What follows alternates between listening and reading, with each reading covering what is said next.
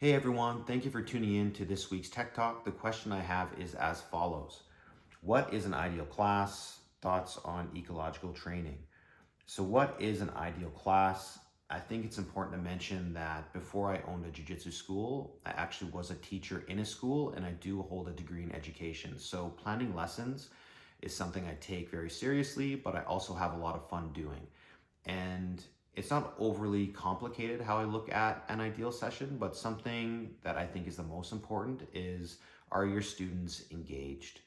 Are your students engaged in the process of building the skill that you have tasked them to learn on that day?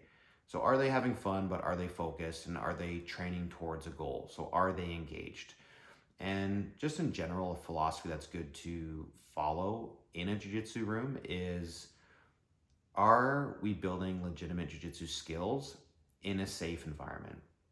Because I truly believe we can bring up competitive athletes or competitive hobbyists in a jiu-jitsu school and also keep them safe at the same time. If you've been through a severe jiu-jitsu injury, or at least been in the room when one has happened, we all know that it's probably the biggest buzzkill in jiu-jitsu. So it's important to not only train hard, but train smart, keep each other safe. And secondly, thoughts on ecological training. I don't have really any super positive or super negative thoughts on ecological training or the constraint-led approach to training.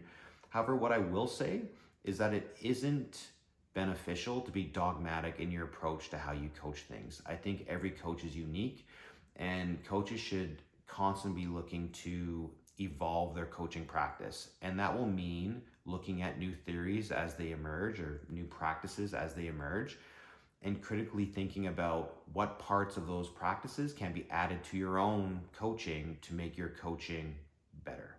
I think that's important. But I also think it's important to caution that the teaching tools or the teaching methodologies are only as good as the coach who is applying those things in their classes. So those are my thoughts this week, everybody. And I hope you have an awesome week. And as always, be technical and follow for more jiu-jitsu content.